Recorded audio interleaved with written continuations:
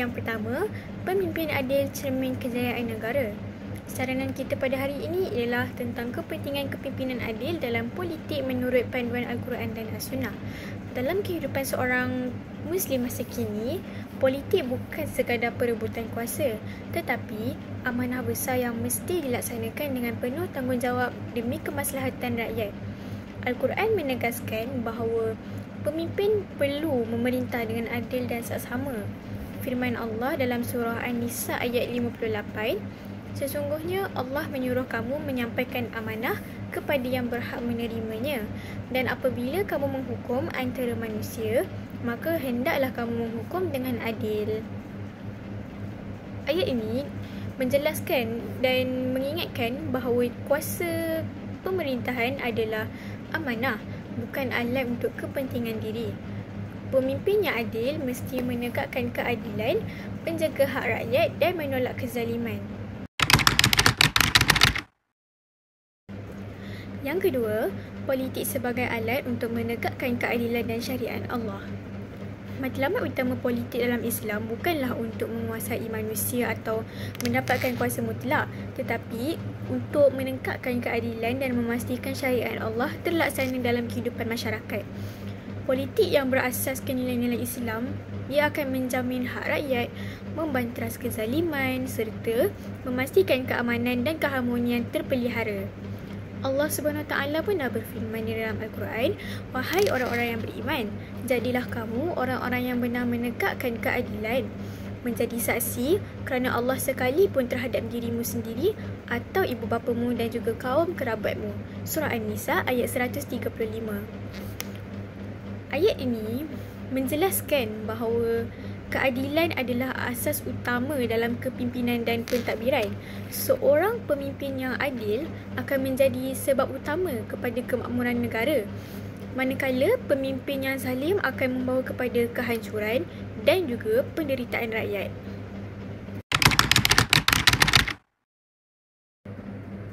Yang ketiga, bahaya politik yang berpaksikan hawa nafsu. Malangnya, realiti dunia hari ini memperlihatkan ramai pemimpin yang menyalahgunakan politik demi kepentingan diri, mengejar kuasa dan kekayaan serta menindas rakyat demi mengekalkan kedudukan mereka. Sikap tamak terhadap kuasa membawa kepada rasuah, penindasan, penyelewengan dan ketidakadilan dalam masyarakat. Rasulullah SAW pun pernah bersabda dan memberi peringatan, apabila amanah disia-siakan, maka tunggulah saat kehancuran. Para sahabat pun bertanya, bagaimanakah amanah disia-siakan wahai Rasulullah? Baginda menjawab, apabila urusan diserahkan kepada bukan ahlinya, maka tunggulah saat kehancurannya. Hadis riwayat Al-Bukhari. Hadis ini jelas menunjukkan bahawa apabila kepimpinan diberikan kepada orang yang tidak berkelayakan, negara akan hancur. Politik yang berpaksikan hawa nafsu tidak akan membawa kepada keadilan. Sebaliknya, mencetuskan kekacauan, kezaliman dan hilangnya kepercayaan rakyat kepada pemerintah. Yang keempat, pemimpin sebagai contoh teladan kepada rakyat.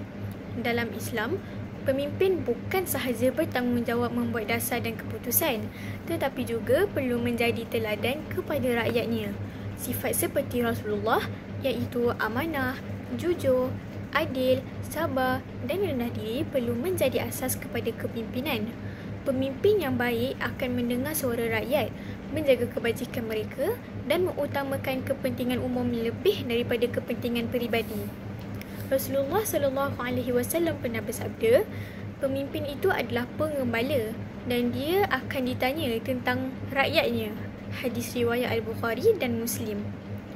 Hadis ini menggambarkan bahawa pemimpin memikul tanggungjawab yang amat besar, seolah-olah seorang pengembala yang bertanggungjawab menjaga keselamatan dan kebajikan ternakannya. Pemimpin yang baik akan sentiasa berusaha membawa rakyat ke arah kemakmuran dan menjauhkan mereka daripada kezaliman. Yang kelima, peranan rakyat dalam sistem politik. Dalam Islam, rakyat juga memainkan peranan penting dalam politik. Mereka bertanggungjawab untuk memilih pemimpin yang amanah, berilmu dan juga bertakwa. Mereka juga perlu menegur dan menasihati pemimpin sekiranya berlaku penyelewengan. Menyokong pemimpin yang zalim ataupun berdiam diri terhadap kezaliman adalah satu dosa yang amat besar. Rasulullah SAW pun pernah bersabda, sebaik-baik jihad ialah perkataan yang benar di hadapan pemimpin yang zalim. Hadis riwayat Abu Daud dan Tirmizi. Hadis ni dia menjelaskan dan ia menunjukkan bahawa rakyat bukan sahaja perlu taat kepada pemerintah yang adil, tetapi juga perlu berani menyatakan kebenaran dan menegur pemerintah yang menyeleweng daripada landasan Islam.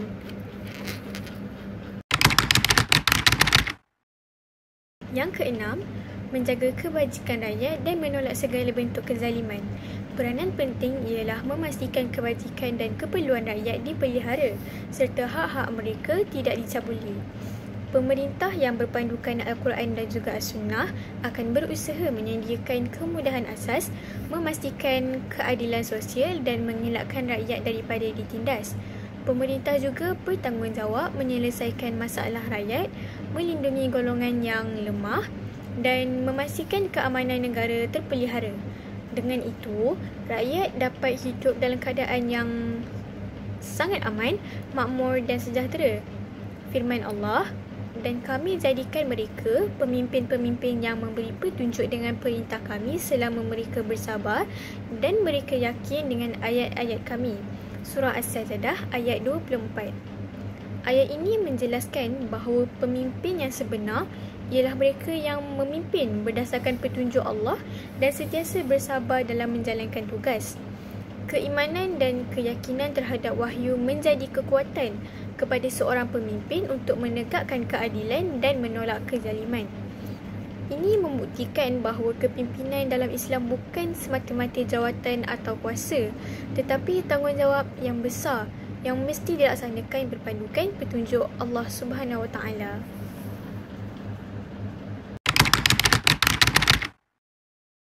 Yang ketujuh, keadilan asas kepada pemerintahan Islam.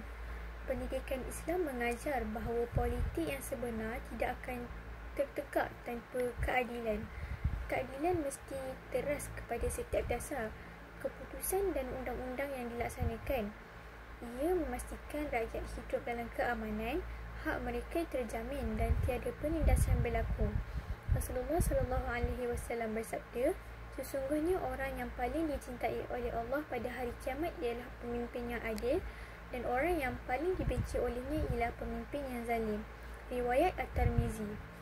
Hadis ini menjelaskan bahawa keadilan bukan sahaja tanggungjawab politik, malah ia menjadi ukuran utama di sisi Allah dalam menilai kepemimpinan seseorang.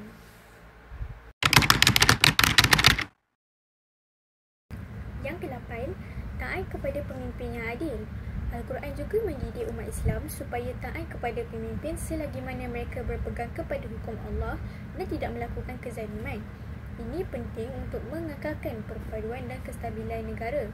Firman Allah Subhanahu Wa Taala, wahai orang-orang yang beriman, taatilah Allah dan taatilah Rasul serta pemimpin dalam kalangan kamu. Surah An-Nisa ayat 59. Namun, jika pemimpin menyimpang daripada ajaran Islam, maka umat Islam wajib kembali kepada Al-Quran dan As-Sunnah sebagai rujukan utama. Yang ke-9, menolak kezaliman dan penyalahgunaan kuasa. Antara saranan utama Al-Quran dalam aspek politik ialah larangan melakukan kezaliman dan penyalahgunaan kuasa.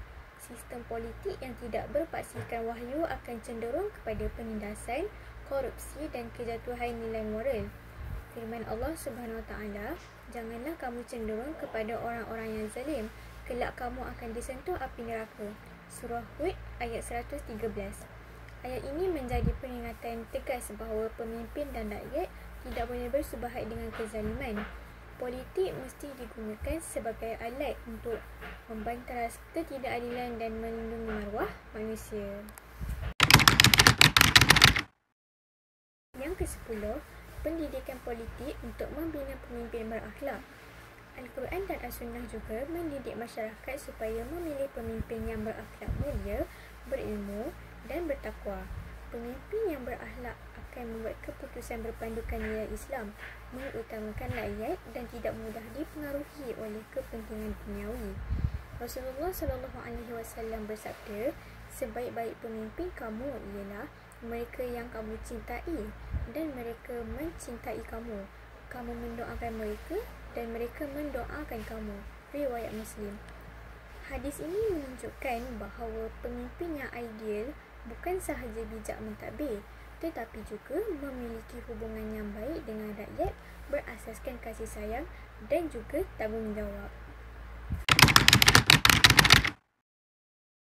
Yang ke-11, politik sebagai alat memperkukuh perpaduan dan keamanan. Pendidikan Islam mengajar bahawa politik juga berperanan untuk memelihara perpaduan dan keamanan masyarakat. Pemimpin yang berpandukan Al-Quran akan berusaha mendamaikan pertelingkahan, menyatukan perbezaan dan mengelakkan perpecahan. Firman Allah Subhanahu Wa Taala, dan berpegang teguhlah kamu semua kepada tali Allah dan janganlah kamu bercerai-berai.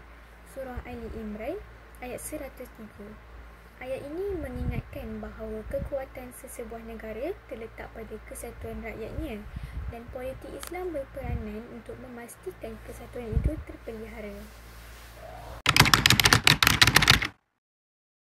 Kesimpulannya, politik dalam Islam bukan sekadar soal pemerintahan atau perebutan kuasa, tetapi ia adalah amanah besar daripada Allah Subhanahu Wa Taala untuk menegakkan keadilan, menjaga hak rakyat dan memastikan syariat Allah terlaksana.